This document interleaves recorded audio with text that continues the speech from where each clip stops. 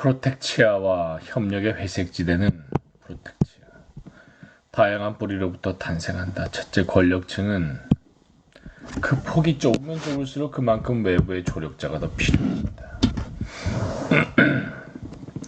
나치즘은 그들이 예속시킨 유럽 내부의 질서를 유지하고 또 상대국들의 커가는 무저항으로 고열을 있는 대로 짜낸 전선의 물자를 공급하기로 결정했을 때 마지막 몇 년간은 이러한 외부의 조력자들이 없어서는 안 되었다. 외부의 조력자들.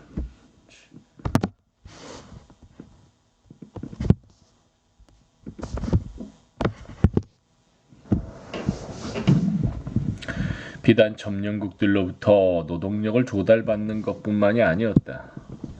이미 다른 곳에 기진맥진할 정도로 전력하고 있던 나치에게서는 점령국들로부터 독일 권력의 대리인들과 관리자들 질서유지군을 조달받는 것도 불가피한 문제였다.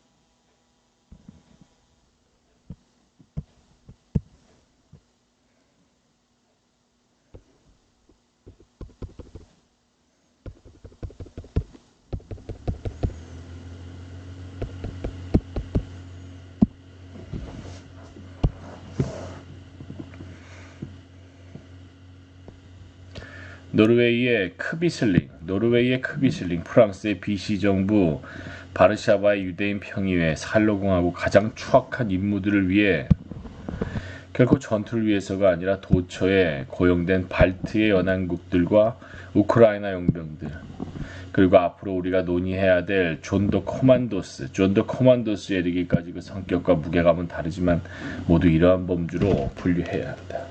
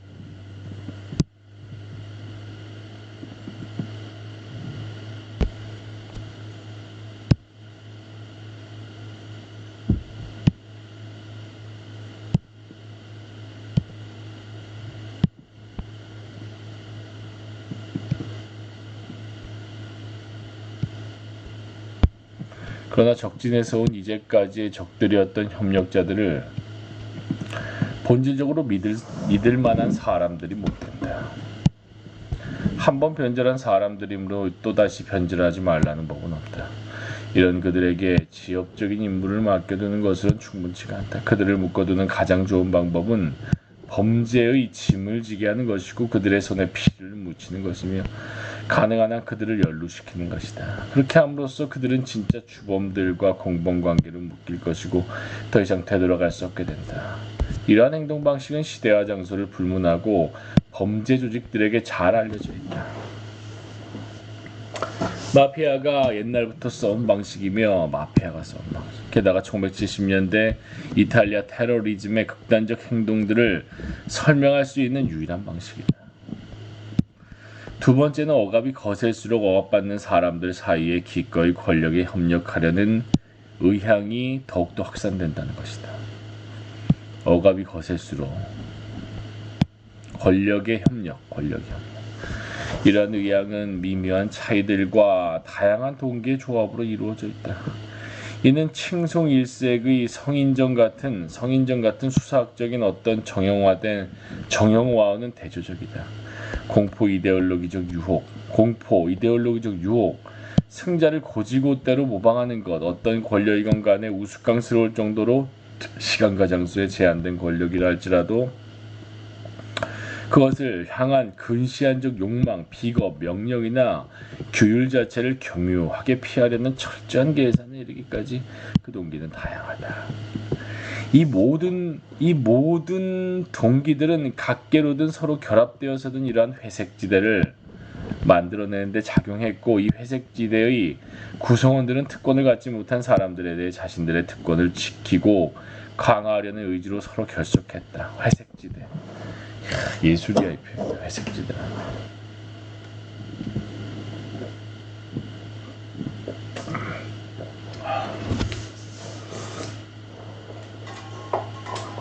회색지대란 표현이 아주 걸작이지. 여기서 잠깐 몇몇 포로들을 라거 당국과 다양한 규모로 협력하도록 내몬 동기들을 하나하나 논하기에 앞서 이러한 인간의 행태에 대해 섣불리 어떤 도덕적 판단을 내리는 것은 신중치 못하다는 점을 강조하고 싶다. 가장 큰 잘못은 시스템의 곧 전체주의 국가의 구조 자체에 있음을 분명하게 짚고 넘어가야 한다. 크고 작은 개별 협력자들, 절대 비호감에 절대 투명하지 않은 쪽에서 개별 협력자들 쪽에서 범죄에 가담한 부분은 언제나 평가하기가 어렵다. 그러한 판단은 오로지 그런 환경에 있었던 사람, 그래서 강제 상태에서 행동한다는 것이 무엇을 의미하는지 몸소 확인할 수 있었던 사람에게만 맡기고 싶다. 선동가들, 탄압자들, 어떤 식으로든 타인을 해치는 모든 자들은 유죄다.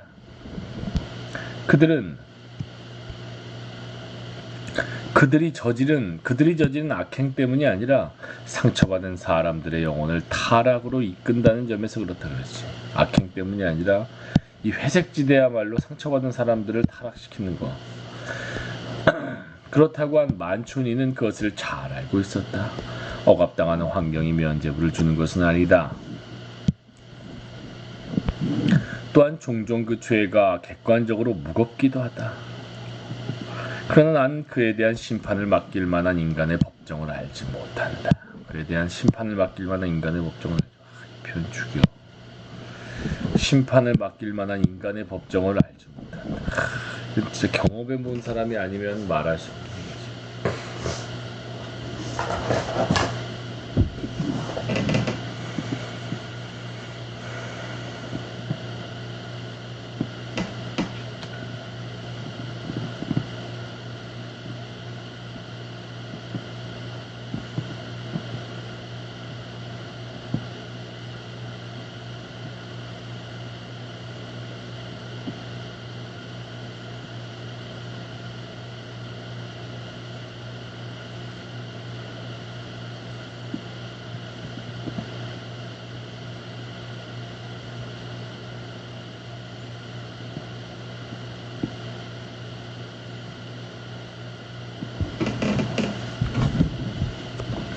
만약 내가 결정할 문제라면, 만약 내가 어쩔 수 없이 판단을 내려야 한다면 나는 가벼운 마음으로 범죄의 협력 정도가 최소였고 강제 상태는 최대였던 모든 사람들에게 무죄를 선고할 것이다.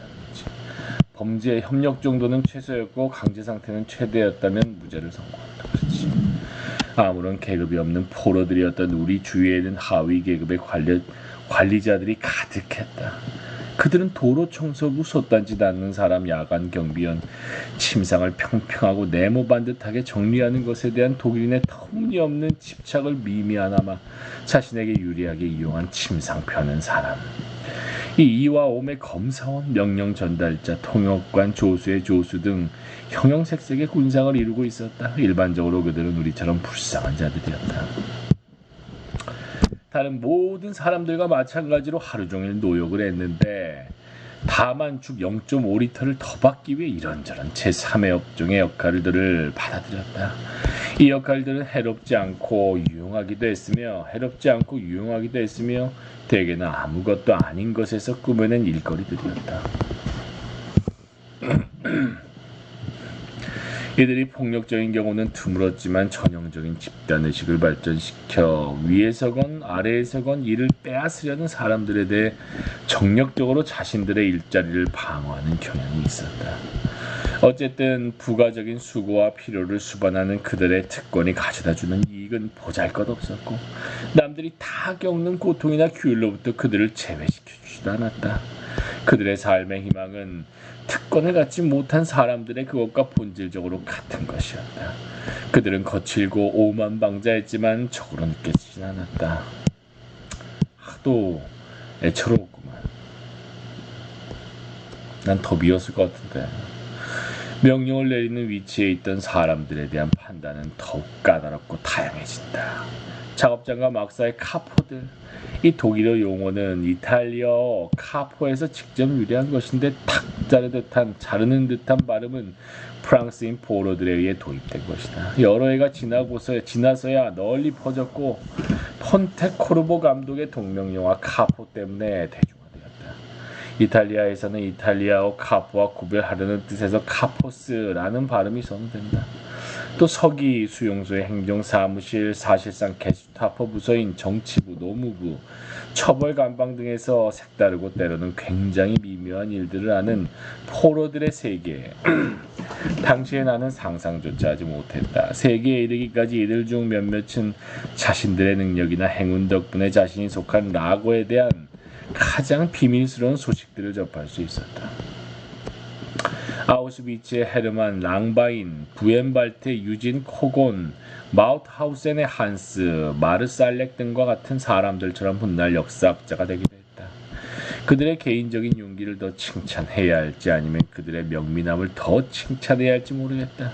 그 명민함 덕분에 그들은 자신들이 접촉하고 있던 SS 장교 한 사람 한 사람을 조심스레 연구할 수 있었다. 그리하여 SS 장교들 중 누가 매수될 수 있고 잔인한 결정들을 못 내리도록 누구를 만류할 수 있을지, 누구를 협박할 수 있고 누구를 속일 만한지, 누가 전쟁이 끝나고 최후의 심판이 닥쳤을 때 앞날에 겁을 내는지 탐지하면서 여러 가지 방식으로 자신의 동료들을 구체적으로 도울 수 있었다.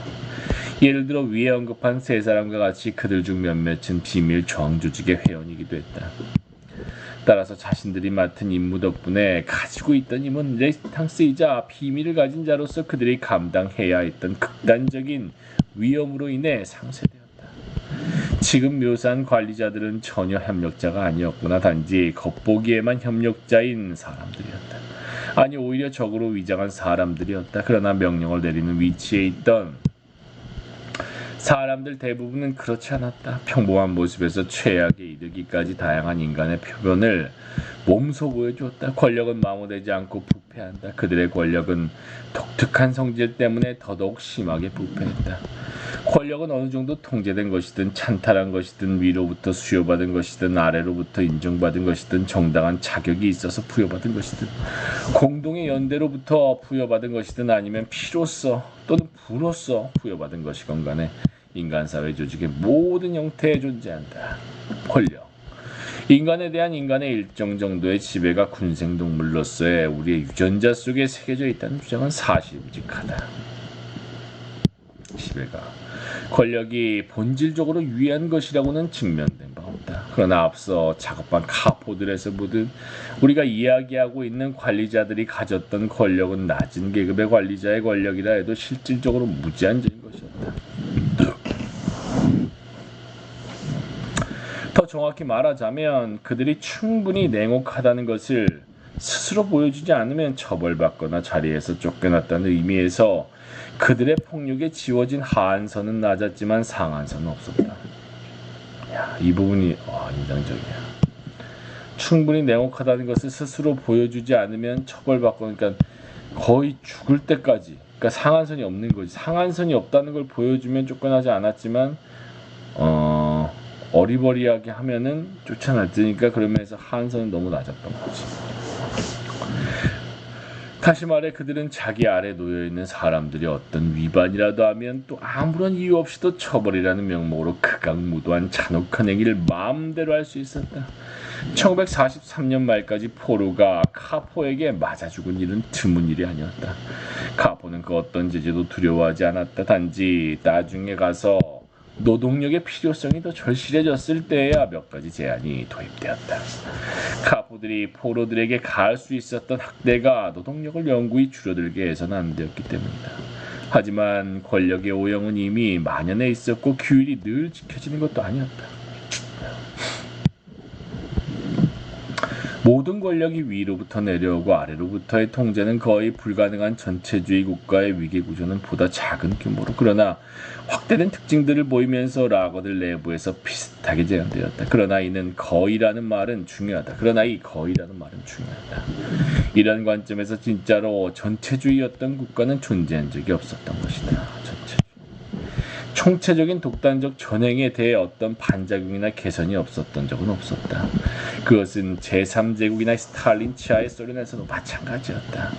이들 체제 하에서도 여론, 사법부, 외신, 교회를 비롯한 10에서 20년에 걸친 학정도 뿌리 뽑지 못하는 휴머니티와 정의에 대한 감정 등이 크고 작은 범위에서 제동장치 역할을 했다. 오직 락어 안에서만 아래로부터의 제어가 전무했고 작은 총독들의 권력은 절대적이었다. 이 정도로 막대한 권력에 목마른 유형의 인간을 강력하게 끌어당긴다는 것은 이해할 수 있다.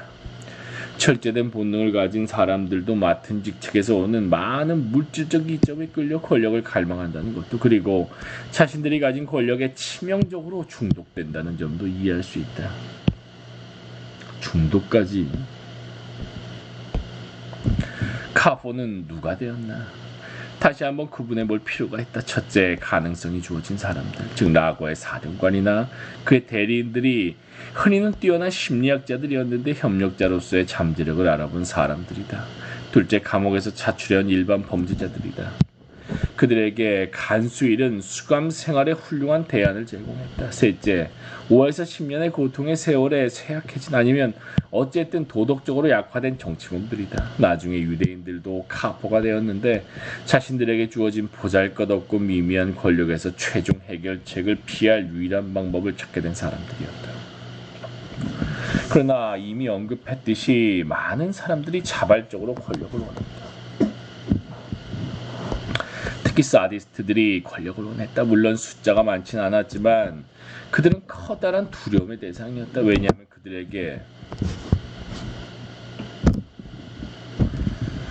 그들에게 특권의 지위란 밑에 있는 사람들에게 고통과 굴욕을 가할 기회를 제공했기 때문이다.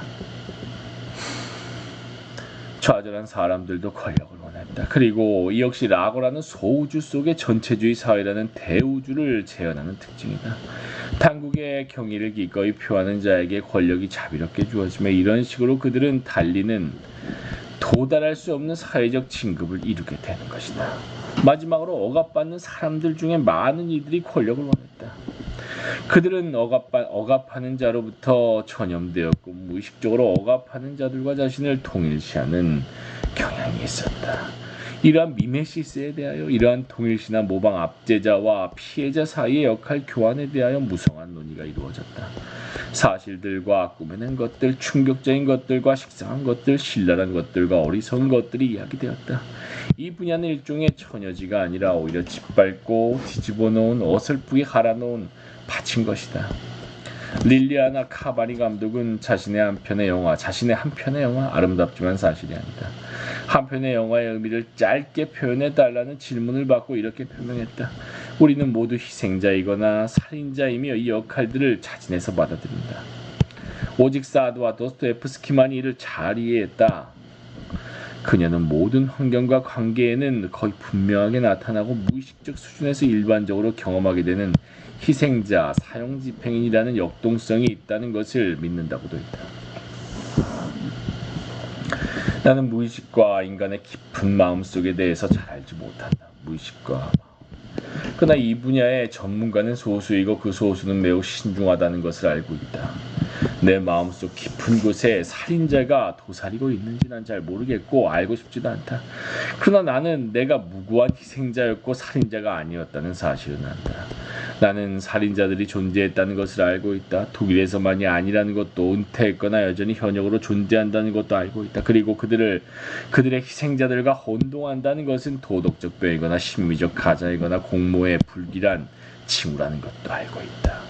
무엇보다도 그것은 자발적이건 아니건 간에 진실을 부정하는 사람들에게 해주는 귀중한 봉사이다. 라고에서는 그리고 보다 일반적으로 인간의 무대에서는 모든 일이 벌어진다는 것을 나는 알고 있다. 그래서 단일 사례가 보여주는 것은 별로 없다는 것도 알고 있다. 이 모든 것을 명확하게 말해두고 또 이 두 역할을 혼동하는 것은 정의에 대한 우리의 욕구를 토대부터 흔들어 놓는 것이라는 것을 재차 확인해두고 이제 몇 가지 검토를 해야겠다. 라고 안에도 또 밖에도 타협할 준비가 되어 있는 모호한 회색 인간들이 존재한다는 것은 사실이다. 라거를 지배하는 극단적 긴장감은 그 사람들의 대형을 늘리는 경향이 있다. 그들이 저지르는 죄가 클수록 반대급부로 얻는 선택의 자유가 더 크다. 죄는 온전히 자기 것이다. 이러한 죄 외에도 그들은 체제가 가진 죄의 매개체이자 도구였다. 억압자들의 대부분은 이 행위를 하는 중에나 더 자주 후에는 자신들이 하는 또는 했던 짓이 부당하다는 것을 깨닫고 어쩌면 의심이나 불편함을 느꼈을지도 모른다. 또 일부는 처벌을 받기도 했다. 그러나 그러한 그들의 고통이 그들을 희생자 명부에 올리게 하기에는 충분하지 않다. 같은 이유에서 포로들의 실수와 굴복도 포로들을 그 관리자들과 같은 줄에 나란히 배치하기에는 충분하지 않다. 라거의 포로들은 전 유럽 국가의 사회 각계각층에서 온 수십만의 사람들로 이루어져 있다. 어떤 면에서 그들은 평균적이고 이미 추출된 인류의 표본이었다. 비록 그들이 갑자기 내팽개쳐진 지옥 같은 환경을 고려하고 싶지 않다 하더라도 그들에게 성인이나 스토아파 철학자들에게서나 기대할 법한 행동을 요구하는 것은 비논리적이다.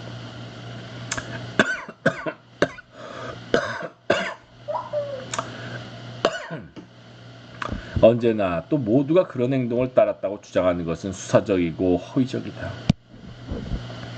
실제로 압도적 다수의 경우에서 나타나는 것처럼 그들의 행동은 엄격하게 강제된 것이었다. 불과 몇 주 또는 몇 달 만에 그들은 모든 것을 박탈당했다. 글자 그대로 생존투쟁의 환경, 기아와 추위, 피로와 구타에 대한 일상적인 투쟁 상황으로 내몰린 것이다. 그러한 상황에서 특히 도덕적 선택의 여지란 아무것도 없었다. 그들 중 극소수의 사람 말이 도저히 불가능할 것 같은 수많은 사건들의 총합 덕분에 실현해서 살아남았다. 한마디로 그들은 운이 좋아서 살아남은 것이다. 그들이 처음에 건강 상태가 양호했다는 것을 제외하면 그들로부터 공통점을 찾는다는 것은 별 의미가 없다. 협력의 극단적 예는 아우슈비츠와 기타 절멸 수용소의 존 더 커만더스에서 볼 수 있다. 협력의 극단적. 여기에는 특권을 말하기가 머뭇거려진다. 여기에서는 특권을 말하기가 머뭇거려진다.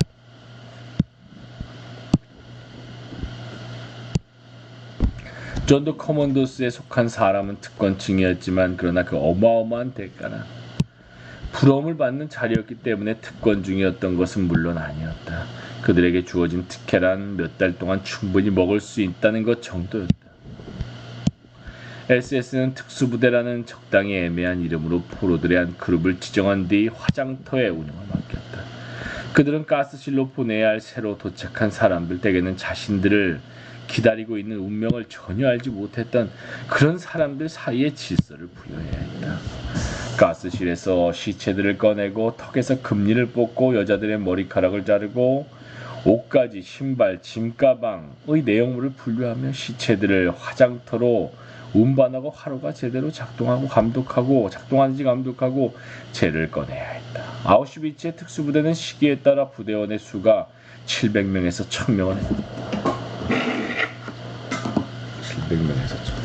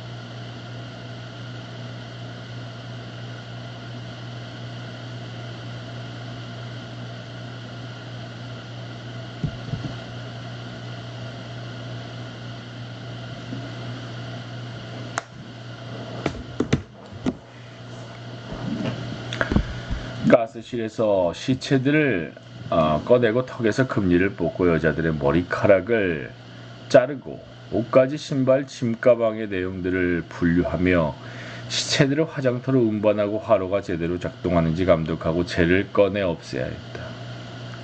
아우슈비츠의 특수부대는 시기에 따라 부대원의 수가 700에서 1000명을 해야 했다. 이러한 특수부대들도 다른 모든 사람들에게 닥친 운명을 피하지 못했다. SS군은 여기에 참여했던 그 어떤 사람도 살아남아 이야기하지 못하도록 부지런하게 모든 행동을 취했다. 아우슈비츠에는 12차례 특수부대가 개성되었다. 각 부대는 몇 달 동안 임무를 수행했고 그 뒤엔 혹시라도 있을지 모를 저항을 방지하기 위해 매번 다른 계략으로 제거되었다.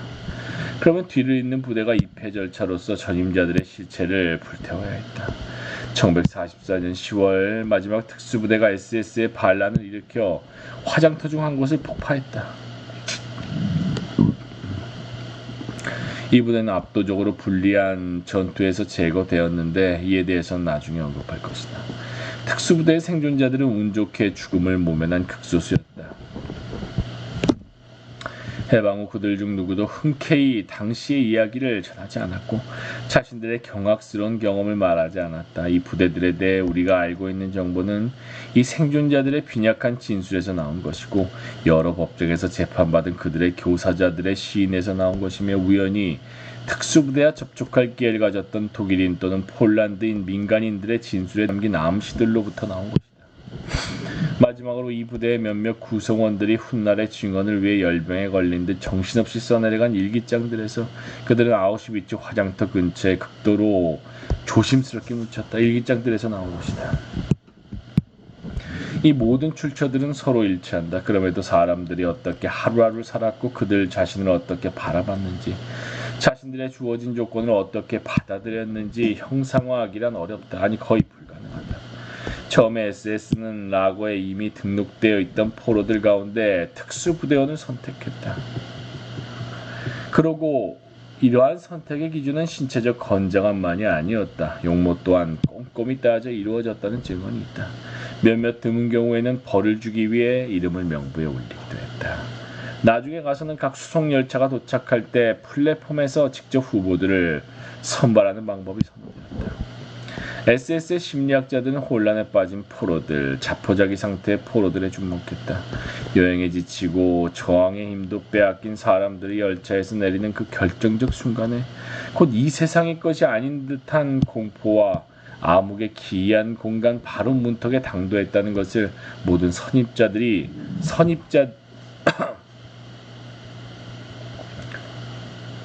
모든 선입자들이 정말로 느끼게 되는 순간에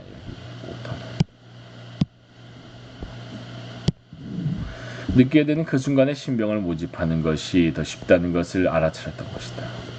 특수부대는 대부분 유대인으로 구성되었다. 어떤 면에서 이것은 놀랄 일이 아니다. 라고의 주된 목적이 유대인을 파멸시키는 것이었고 아우슈비츠에 있던 인구가 1943년부터 90에서 95%의 유대인으로 이루어져 있었다는 것을 생각합니다. 또 다른 측면에서는 이러한 사악함과 징후의 폭발 앞에서 경악을 금치 못하게 된다. 유대인을 화로 속에 넣어야 했던 것도 유대인이었기 때문이다. 그렇게 하위 종족인 유대인, 인간 이하인 유대인들이 모든 굴욕을 굴복한다는 것이 증명되어야 했다. 모든 굴욕에 굴복한다는 것. 심지어 자기 자신을 파괴하는 일에서조차 반면 모든 SS가 일상적인 임무로 기꺼이 학살을 받아들인 것은 아니었다는 점도 입증된다. 희생자 자신에게 작업의 일부를 그것도 가장 추악한 부분을 대리하게 하는 것이 양심의 가책을 더는데 필요했음이 틀림없다. 아마도 실제로 덜어줬을 것이다.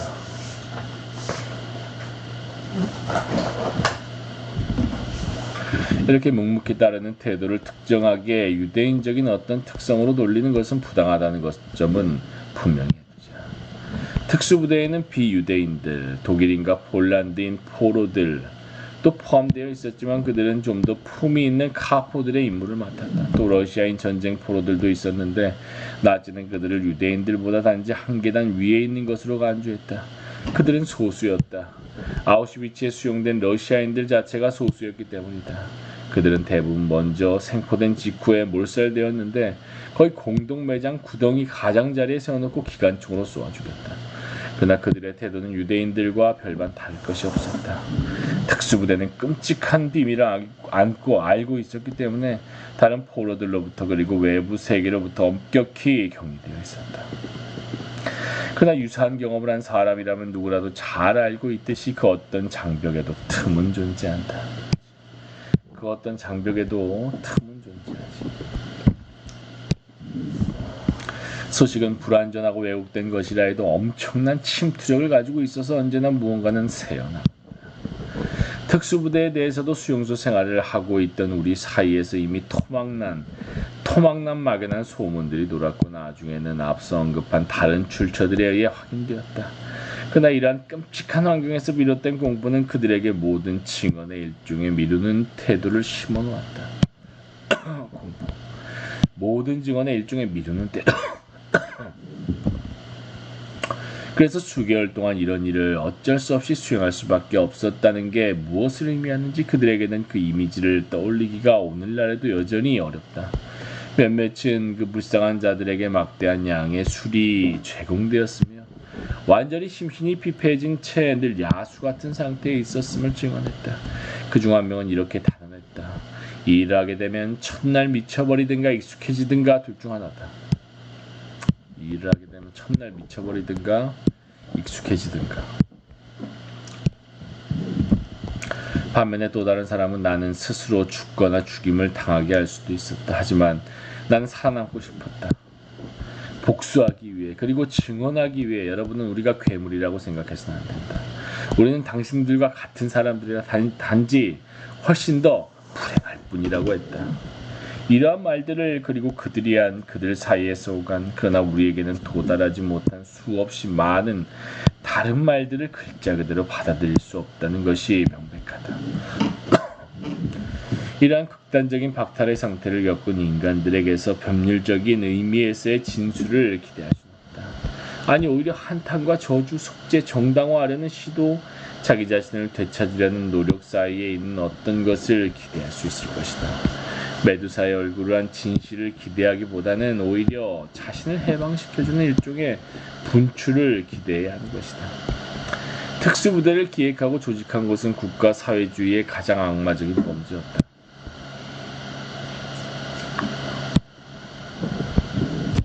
실용적인 측면, 능력 있는 사람들은 아껴두고 가장 가혹한 임무들은 다른 사람들에게 부과하는 것. 뒤에 우리는 좀 더 미묘한 다른 것들을 감지할 수 있다. 이러한 기간을 통해서 다른 사람들에게, 정확히 말하자면 희생자들에게 죄의 짐을 떠넘기려고 시도하는 것이다. 그럼으로써 희생자들에게는 죄가 없다는 안도감마저 남아있지 않도록 한 것이다. 희생자들에겐 죄가 없다는 안도감. 이러한 사악함의 심연을 측량하는 것은 쉽지도 않거니와 즐거운 일도 아니다. 그럼에도 나는 그 일을 해야 한다고 생각한다. 왜냐하면 어제 저지를 수 있었던 일은 내일 또다시 시도될 수 있고 언젠가는 나와 우리 아이들이 당할 수도 있기 때문이다. 얼굴을 찡그리고 머릿속에서 떨쳐버리고 싶은 유혹이 된다. 이것은 우리가 맞서야 하는 유혹이다. 사실 특수부대의 존재는 어떤 의미를 갖고 있었고 어떤 메시지를 담고 있었다. 지배민족인 우리는 너희들의 파괴자이지만 너희들은 우리보다 나은 것이 없다. 우리가 원하기만 한다면, 그리고 실제로 원하고 있지만 우리에겐 너희의 육신뿐만 아니라 영혼을 파괴할 능력이 있다. 우리가 우리의 영혼을 파괴한 것처럼. 헝가리 의사 미클로스 니즐리는 아우슈비츠 마지막 특수부대의 극소 생존자 가운데 한 사람이었다. 그는 해부학 병리학자로 유명했는데 부검 전문가였다. 베르케나우 수용소 SS 친위대의 의국장이었던 저 유명한 맹겔레는 그는 정의의 심판을 받지 않고 몇 년 전에 죽었다. 맹겔레는 그런 니즐리의 일손을 확보했다. 그는 니즐리에게 호의적인 대우를 해주었고 그를 거의 자신의 동료로 생각해 주었다. 니즐리는 특히 쌍둥이 연구에 몰두해야 했다. 사실 비르케나우 수용소는 동시에 살해당한 쌍둥이의 시체를 검사할 수 있었던 세상의 유일한 장소였다.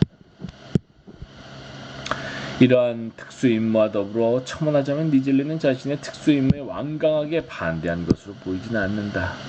더불어 그는 특수부대의 주치의였고 특수부대와 긴밀히 접촉하며 살았다. 자, 그럼 그가 내가 보기에 의미심장한 어떤 사건에 대해 이야기하는 걸 들어보자.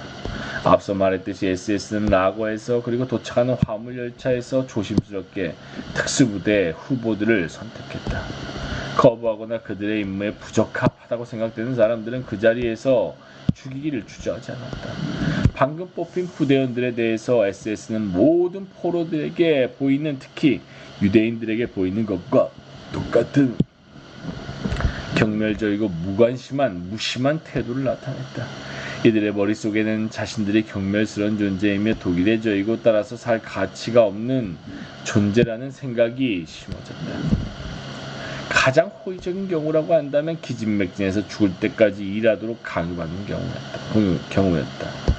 그런데 특수부대 베테랑들을 대한 SS의 태도는 달랐다. 그들은 이 베테랑들을 확장된 동료로 인식했다. 곧 이제는 자신들만큼이나 비인간적인 존재, 어쩔 수 없이 부과된 공범성이라는 추악한 굴레에 묶인 한 배를 탄 동료로서 말이다.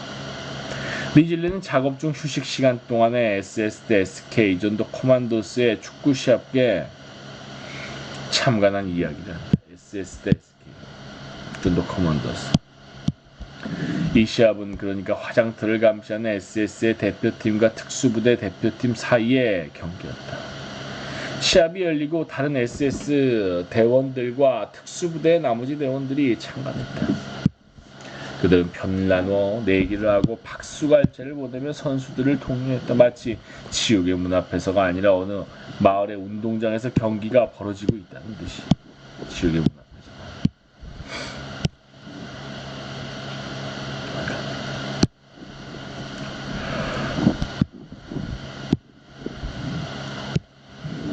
다른 범죄의 포로들과 이와 유사한 일이 한 번도 일어나지 않았다고 상상조차 할 수 없었다.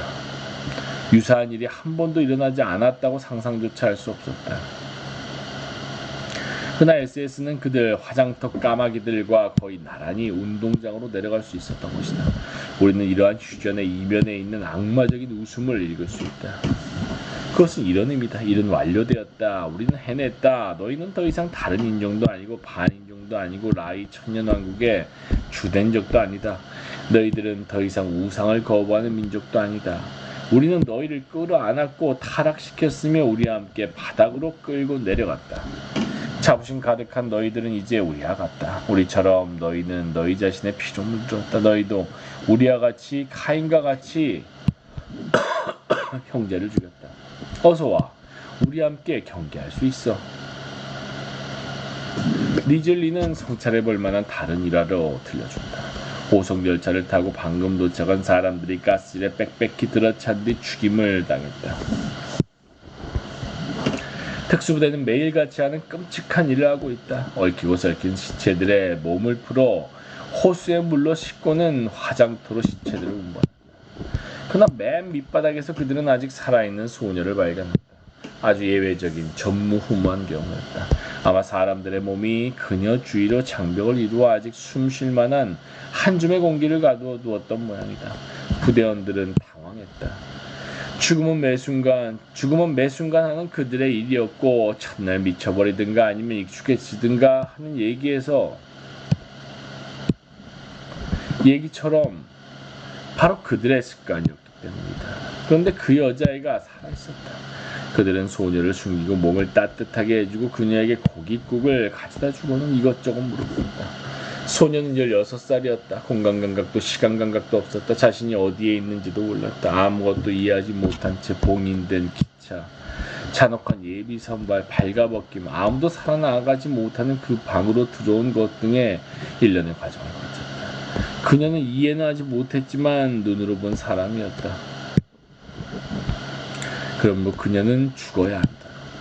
부대원들은 그것을 알고 있다. 똑같은 이유로 자신들이 죽어야 한다는 것을 알고 있는 것처럼. 하지만 알코올과 일상적인 사륙으로 인해 야수가 된 이 노예들은 이제 변했다. 그들 앞에 있는 존재는 더 이상 이름 없는 사람들의 무리가 아니다. 열차에서 쏟아져 내리는 놀라고 겁먹은 사람들의 강물 같은 쇄도가 아니다. 다만 한 사람이 있을 뿐이다.